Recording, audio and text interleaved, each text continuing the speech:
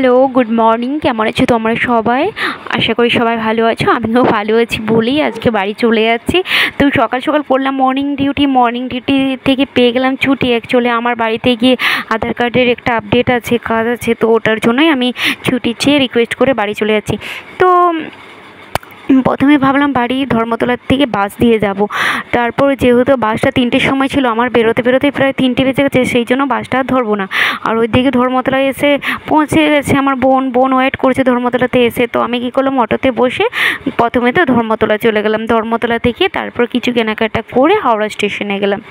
তো হাওড়া স্টেশনে গেলেই তো আমার তো দূরের, আর পেয়ে যাব না ট্রেন।